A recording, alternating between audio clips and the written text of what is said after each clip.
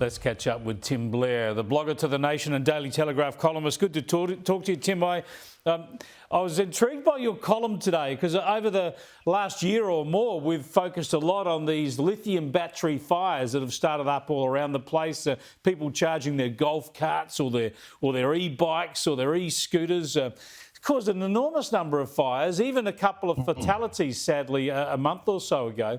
And you've written in detail about this, and you kick it off with the very, very pertinent observation that one of the great things about a bicycle is that it normally just doesn't catch fire.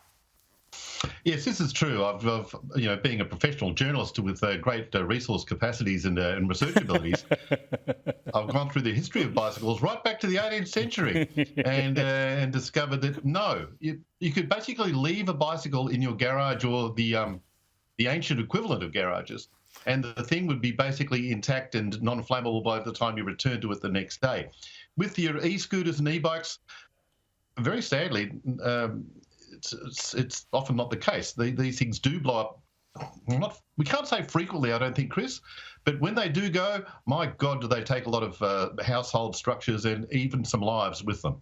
Yeah, it's a really serious issue. People need to be aware of it because you should not leave your e-bike or your e-scooter charging indoors overnight or when you're not home.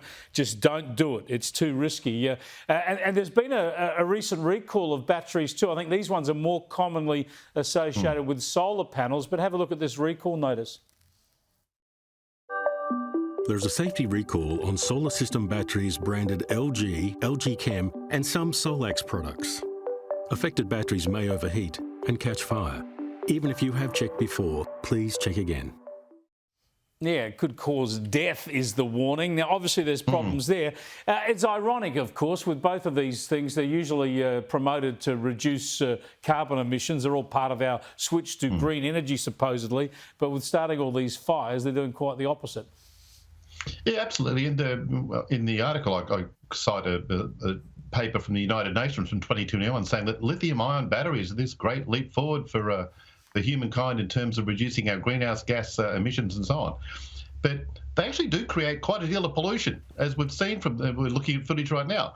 They create quite more deal pollution than perhaps some less modish alternatives. There's also the issue, Chris, of nuclear energy, which apparently is a great terror.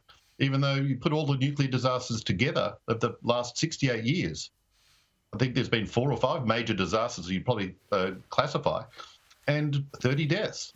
Yet these things, I think worldwide, 36 deaths just in the first half of 2023. Yeah. Yet there's no panic. Yeah, it's frightening. No panic, yeah.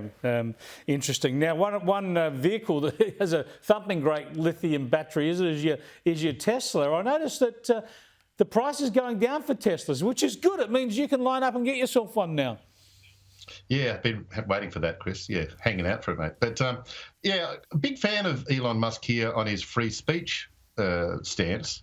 But it looks like he might soon be giving us free cars. These things are, the price of your Teslas is really falling. And this is intriguing because Tesla's the world's most popular vehicle, I think, last year. The great sort of selling point of Teslas is the name. If you say you own a Tesla in the right circles, people immediately know you own an electric car. It's synonymous with electric. If you say you own a certain type of Hyundai or Toyota or any number of other manufacturers who also offer electric vehicles, you've got to actually say it's the electronic version. I'm not one of these terrible Luddites driving, an old-fashioned BMW or an old-fashioned Ford. So Tesla's always had that advantage. When the market leader begins to suffer and begins to carve thousands of dollars off its price, might be telling us a little bit more about e-vehicles, yes. Not so popular just at the moment. Thanks for joining us, Tim. Appreciate it. You can read Tim's stuff at the Daily Telegraph or his blog via their website.